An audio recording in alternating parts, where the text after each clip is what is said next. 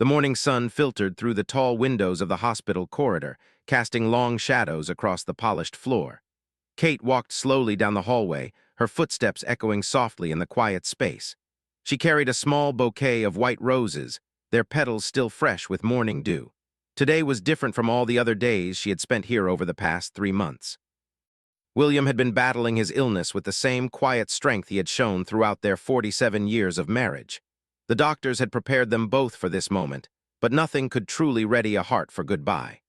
Kate paused outside his room, taking a deep breath before gently pushing open the door. The room was filled with the warm light of early morning. William sat propped up against his pillows, looking out the window at the garden below. Despite the circumstances, his eyes still held that familiar sparkle that had captured her heart decades ago when they were both young teachers at the local elementary school. "Good morning, my love," Kate said softly, placing the roses in the vase beside his bed. William turned toward her voice, and his face brightened with a smile that seemed to chase away the shadows in the room. "You brought the roses from our garden," he observed, his voice gentle but weaker than it used to be. Kate nodded, settling into the chair beside his bed that had become her second home over these difficult weeks. "The bush you planted for our 25th anniversary is blooming beautifully this year," she told him, reaching for his hand. His fingers, once strong enough to fix anything around their house, now felt delicate in hers, but his touch still brought her the same comfort it always had. They sat together in comfortable silence for a while, watching the world wake up outside the window. A robin landed on the windowsill, tilting its head curiously at them before flying away. William had always loved birds, and Kate made a mental note to tell him about the nest of baby cardinals she had discovered in their backyard the day before. "Do you remember our first morning together in this town?" William asked suddenly, his eyes still focused on the window but his mind clearly traveling back through time. Kate smiled at the memory. They had arrived on the same day, both fresh out of college and nervous about their first teaching positions. "You were carrying that enormous box of books and couldn't see where you were going," Kate recalled with a gentle laugh. "You nearly walked right into the flagpole in front of the school. And you rescued me by offering to help carry half of them," William continued, turning to look at her with eyes full of love and memory. "I thought you were the most beautiful and kind person I had ever met." Kate felt tears threaten to spill over, but she kept her voice steady. These moments of lucidity had become precious gifts, and she wanted to treasure every second of this conversation. "You were so serious about everything back then, I wondered if you ever smiled." "I smiled every time I saw you," William admitted, his thumb gently stroking the back of her hand. "I just tried to hide it because I didn't want you to think I was unprofessional. We were colleagues, after all." The memory brought warmth to both their hearts. Those early days seemed like a lifetime ago, yet in moments like these, it felt as though no time had passed at all. Kate remembered how William would find excuses to visit her classroom, always with some educational question or committee matter to discuss. It had taken her weeks to realize that his visits had nothing to do with school business. "Mrs. Henderson knew before either of us did," Kate said, referring to the principal who had hired them both. "She told me years later that she could see it in the way we looked at each other during faculty meetings." William chuckled softly, the sound filling Kate with joy even in these difficult circumstances. "She was a wise woman. I'm glad she decided to seat us next to each other at that first staff dinner." "That was when you finally asked me to dance," Kate remembered, her voice growing tender with the memory. "I had been waiting all evening for you to work up the courage." "My hands were shaking," William confessed. "I was terrified you would say no." "I could never have said no to you," Kate whispered, bringing his hand to her lips and pressing a gentle kiss to his palm. "Not then, not ever." The nurse entered quietly to check on William, her presence a gentle reminder of where they were and why. But even this intrusion couldn't diminish the magic of the moment they were sharing. The nurse, a kind woman named Sarah who had been caring for William for weeks, smiled at the couple and worked efficiently around their conversation. "You two are an inspiration," Sarah said softly as she updated William's chart. 47 years of marriage, and you still look at each other like newlyweds." After Sarah left, William shifted slightly in his bed, wincing just a little from the effort. Kate immediately moved to help him get comfortable, adjusting his pillows and smoothing his blanket with the practiced care of someone who had been doing these small acts of love for months. "I have something I want to give you," William said, his voice carrying a note of importance that made Kate look at him more closely. "In my jacket pocket, there's a small box. Would you get it for me?" Kate moved to the closet where William's clothes hung, finding the jacket he had worn on his last day at home. Her fingers found the small velvet box immediately, and her heart began to race with curiosity and emotion. She returned to his side and placed the box in his waiting hands. "I had planned to give this to you on our 50th anniversary," William said, his voice thick with emotion. "But I think today might be the right time instead." With trembling fingers, Kate opened the box to reveal a delicate gold locket in the shape of a heart. Inside was a tiny photograph of the two of them from their wedding day, young and radiant with hope for their future together. "William," Kate breathed, her voice barely above a whisper, "it's beautiful." "Turn it over," he instructed gently. On the back, engraved in William's careful handwriting, were the words, "Every sunrise with you has been a gift." Kate's tears finally spilled over as she read the inscription. Through her blurry vision, she could see William watching her with an expression of such love and tenderness that it took her breath away. This man, even in his weakest moments, was still thinking of ways to show her how much she meant to him. "Help me put it on," Kate managed to say through her tears. William's fingers were unsteady, but together they managed to fasten the delicate chain around Kate's neck. The locket settled perfectly just above her heart, where it felt like it had always belonged. "Now you'll always have a piece of our beginning with you," William said, his own eyes bright with unshed tears. "And I'll know that wherever I am, you're carrying our love close to your heart." Kate leaned forward and kissed his forehead, lingering there for a moment as she breathed in the familiar scent of his aftershave mixed with the clinical smell of the hospital. Even here, even now, he still felt like home to her. "I love you, William," she whispered against his skin. "I have loved you every single day since that first morning when you nearly walked into that flagpole." "And I love you, Kate," he replied, his voice strong despite his physical frailness. "More than all the sunrises we've shared and more than all the ones we won't." Outside the window, the morning was growing brighter, and the hospital was beginning to come alive with the sounds of another day. But in their quiet room, time seemed suspended as Kate and William held each other close, surrounded by the memories of a lifetime spent loving each other through joy and sorrow, triumph and struggle. The locket against Kate's chest felt warm, as if it held not just their photograph, but all the love they had built together over nearly 5 decades. She knew that this morning, this moment, this quiet exchange of hearts would stay with her forever. It was their own private ceremony, a renewal of vows that needed no witnesses except the love that had sustained them through all these years. The afternoon brought with it a gentle breeze that stirred the curtains in William's room, carrying with it the scent of the hospital garden below. Kate had spent the morning hours reading to him from his favorite book of poetry, their voices blending together as they recited verses they both knew by heart. Now, as the sun reached its peak in the sky, they found themselves talking about their children. "Do you think we did right by them?" William asked, his gaze fixed on the family photographs that Kate had arranged on his bedside table. There was Sarah, their eldest, now a doctor herself working in another state. Next to her picture stood one of Michael, their son who had followed in his father's footsteps to become a teacher. The addition to the collection showed their daughter Emma with her 2 young children, William's beloved.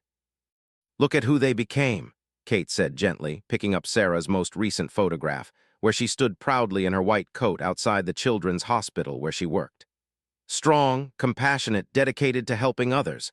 That doesn't happen by accident, William. That comes from being raised by a father who showed them every day what it means to be a good person." William's eyes grew misty as he studied the pictures. "I worried so much when they were young. I wanted to give them everything, but we didn't have much money those first few years." Kate reached for his hand again, marveling at how natural the gesture had become over their decades together. "You gave them something more valuable than money. You gave them yourself. You were at every school play, every soccer game, every science fair. You helped with homework every night, even after working late grading papers." "You did all of that too," William pointed out, his voice full of admiration for the woman who had been his partner in everything. "Remember when Sarah broke her arm the day before her piano recital? You sat up all night with her, helping her figure out how to play her piece with one hand." The memory made Kate smile despite the sadness that seemed to hover at the edges of every conversation now. She was so determined not to disappoint her teacher. That stubbornness came from you, you know. And her kindness came from you, William replied. Just like Michael's patience and Emma's creativity, they're the best parts of both of us. As if summoned by their conversation, the door opened quietly and Sarah stepped into the room.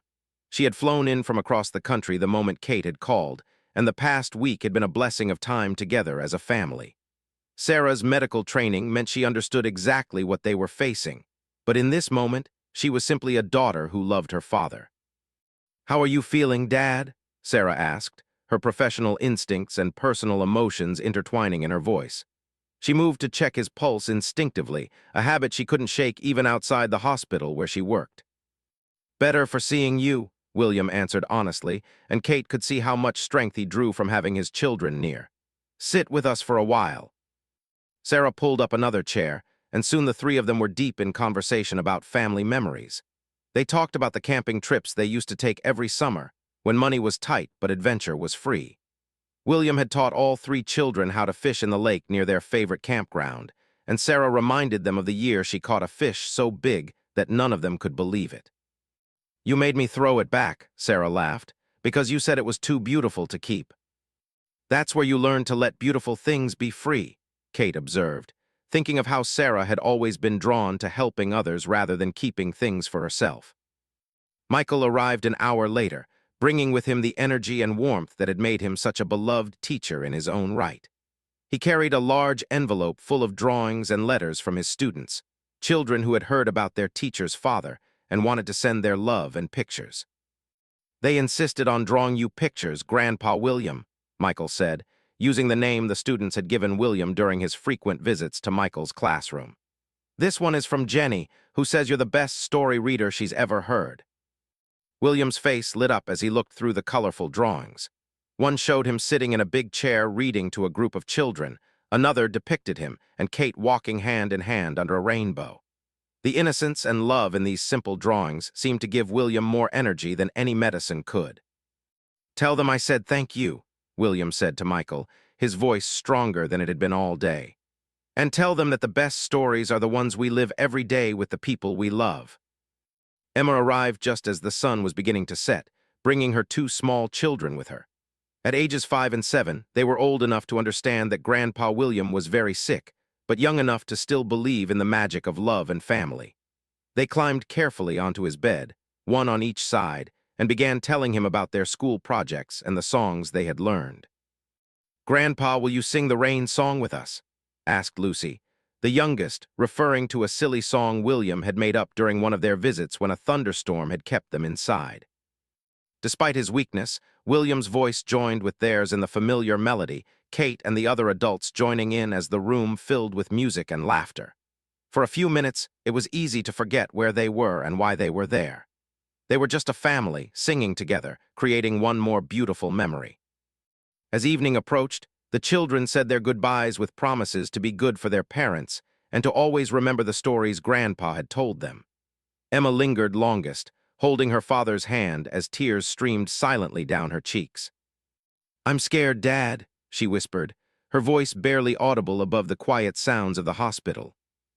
"I know, sweetheart," William replied, his voice tender with understanding. "I'm a little scared too, but you know what I'm not scared of? I'm not scared about the love we have. That's stronger than anything, and it's going to take care of all of you long after I'm gone." "How can you be so calm about this?" Emma asked, the question that had been haunting all of them finally spoken aloud. William was quiet for a moment, looking around at his family, his eyes finally resting on Kate. "Because I've had a life full of love.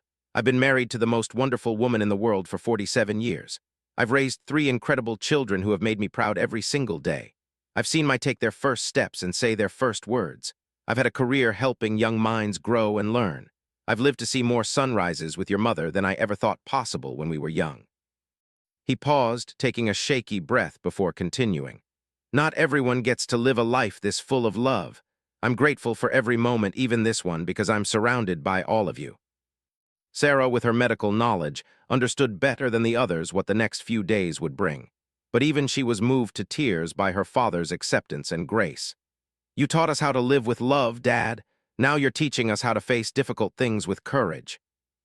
Your father has always been the bravest man I know, Kate said softly, her voice thick with emotion but steady with conviction. He was brave enough to love deeply, to commit completely, to be vulnerable enough to let people matter to him. That takes more courage than anything else in the world. As the family sat together in the growing darkness, sharing stories and holding each other close, William felt a profound sense of peace settling over him. This was what he had wanted, what he had been hoping for during these difficult months. Not just time with his family, but meaningful time, honest time, time filled with the kind of love that makes every moment sacred. The locket around Kate's neck caught the last rays of sunlight streaming through the window, and William smiled as he remembered the morning when he had given it to her. Already, that felt like a precious memory, another moment of love to add to the collection they had been building together for nearly 5 decades. Outside, the evening was settling over the hospital grounds, but inside William's room, the warmth of family love created a glow that no darkness could touch. They talked until visiting hours ended, sharing memories, expressing love, and creating new moments that would live in their hearts forever. The morning of the third day dawned gray and quiet, as if the world itself understood the solemnity of what was to come. Kate had spent the night in the chair beside William's bed, dozing fitfully and waking every few minutes to check on him. She had been doing this for weeks now, unable to bear the thought of him being alone even for a moment. William's breathing had grown more labored during the night, and Kate knew without being told that their time was running short. Dr. Martinez had prepared her for this, explaining gently what the final stages would look like, but no amount of medical knowledge could truly prepare a heart for goodbye. "Are you awake, my love?" Kate whispered as she noticed William's eyes flutter open. The early morning light filtering through the window was soft and golden, casting a peaceful glow across his face. "I'm here," William replied, his voice barely above a whisper but filled with the same warmth that had greeted her every morning for 47 years. "You stayed all night again." "Where else would I be?" Kate asked, reaching for his hand. It felt cooler than usual, but his fingers still squeezed hers with gentle pressure. "I promised you a long time ago that I would be here for all of it, the good, the difficult, and everything in between." William turned his head slightly to look at her, and despite his physical weakness, his eyes were clear and full of love. "Do you remember what you said to me on our wedding day? Not the vows we recited, but what you whispered to me when we were having our first dance." Kate smiled through the tears that seemed to be her constant companion now. "I said that I wasn't just marrying you, I was choosing to walk through life holding your hand, no matter where the path led us." "And you kept that promise," William said, his voice growing stronger with emotion. "Through everything. When I lost my father, when you had that miscarriage before Emma was born, when I was laid off from the school during the budget cuts, when your mother was sick, through all of it, you were right there holding my hand." "Just like you held mine," Kate replied, thinking of all the times William had been her strength when she felt like she couldn't go on. "Remember when I wanted to quit teaching after that terrible year with the difficult principal? You convinced me to transfer schools instead of giving up entirely." "Best decision we ever made," William agreed. "That's where you found your calling, working with the children who needed extra help. You changed so many lives in that special education program." They sat quietly for a moment, both lost in memories of their shared life. Outside, Kate could hear the morning sounds of the hospital beginning another day, but in their room, time seemed suspended in a bubble of love and reflection. "The children will be here soon," Kate told him. "Sarah flew back in last night, and Michael is driving down with Emma and the little ones this morning." William nodded, closing his eyes as if gathering strength for what he knew would be their final time together as a family. "I want to talk to each of them alone for a few minutes, if that's possible." "Of course," Kate agreed, understanding his need to say individual goodbyes to their children. "They'll want that too." Sarah arrived first, still dressed in her hospital scrubs from working the night shift at her own facility. She had traded shifts with colleagues so she could be here, and her professional composure cracked the moment she saw her father. "Daddy," she said, using the name she hadn't called him since childhood. She sat on the edge of his bed and took his hands in both of hers. "My brilliant daughter," William said, his voice filled with pride. "You've become everything I hoped you would and so much more. The way you care for your patients, the compassion you show to families going through difficult times, that comes from your beautiful heart." "I learned that from watching you and Mom," Sarah replied, her voice shaking. The way you two cared for each other, for us, for your students, for everyone in your lives. I need you to promise me something, William said, his eyes serious. Promise me you'll take care of your mother, not because she can't take care of herself, but because she's going to need someone to remind her to laugh, to go out with friends, to live fully even when she's grieving. I promise, Dad, Sarah whispered, tears streaming down her face. But she's stronger than you think you taught her to be. She taught me to be strong too, William admitted. That's what love does. It makes us stronger than we ever thought we could be. When Michael arrived with his family, he asked his wife to take the children to the cafeteria for a little while so he could have his own private moment with his father. Michael had always been the most like William in temperament, quiet and thoughtful, preferring action to words. I keep thinking about all the things I should have said to you over the years, Michael began, his voice thick with emotion. You never needed to say them, William interrupted gently. You showed me every day how much you loved me. The way you became such a dedicated teacher, the way you love your own family, the way you've always been there when any of us needed you. Actions speak louder than words, son, and your actions have been shouting your love for years. I want to be the kind of father to my children that you were to me, Michael said. You already are, William assured him. I've watched you with them. You have your mother's patience and creativity, and you've got something special all your own. Your children are lucky to have you. Emma's goodbye was perhaps the most difficult, as she had always been the most emotional of their children, wearing her heart on her sleeve in a way that reminded William of Kate. She brought her children with her, and William spent precious energy talking with each grandchild, telling them stories and making them promise to be good for their parents. Tell me about the birds in your backyard, Grandpa, little Lucy requested, curling up next to him on the bed. Well, William began, his voice taking on the storytelling tone that had captivated children for decades.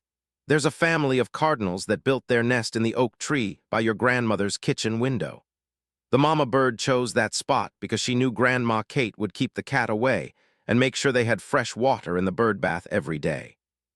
The children listened with rapt attention as William wove a gentle tale about the bird family, how they worked together to build their home and care for their bobbies. Kate recognized it as one of his teaching techniques, using simple stories to convey deeper truths about family and love and taking care of each other.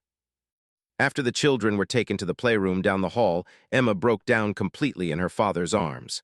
I don't know how to do this, Dad. I don't know how to say goodbye to you. You don't have to say goodbye, William told her, stroking her hair like he had when she was a little girl with scraped knees and hurt feelings. Love doesn't end, sweetheart. It just changes form. Every time you look at your children and feel that overwhelming love for them, that's me loving you. Every time you teach them something new or comfort them when they're scared, that's all the love I've given you coming through. But I'll miss talking to you, Emma sobbed.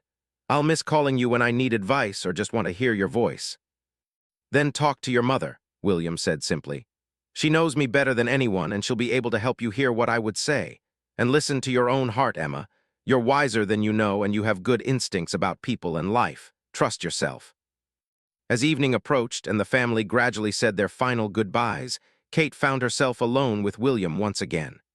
The room felt different now, charged with the weight of all the love that had been expressed, all the memories that had been shared, all the promises that had been made. Are you ready, my love? Kate asked gently, settling back into her familiar chair beside his bed. I've been ready since the day I married you, William replied, his voice peaceful. Every day since then has been a gift I never expected to receive.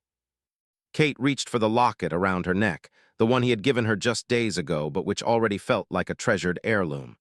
I'll wear this every day, and every morning when I see it, I'll remember what you wrote. Every sunrise with you has been a gift. And every sunset, William added. Don't forget the sunsets, Kate. We watched thousands of them together. As the hospital grew quiet around them and the outside world settled into night, Kate and William talked in whispers about their life together. They remembered their first apartment, so small they could hardly fit their few pieces of furniture. They talked about the day each of their children was born, and how William had cried harder than Kate when he held each baby for the first time. Do you have any regrets? Kate asked as William's breathing grew more labored. William was quiet for a long moment, and Kate thought he might have fallen asleep. But then he spoke, his voice clear despite his physical weakness. Only one, he said. I regret that we don't get 50 more years together, but I don't regret a single day of the 47 we've had. Not the arguments, not the difficult times, not even this. It's all been part of our love story, and it's been beautiful." Kate leaned forward and kissed his forehead, then rested her own head against his. "I love you, William," she whispered. "I will love you always." "And I love you, Kate," he replied, his voice growing fainter but no less certain. "Watch for me in the sunrise."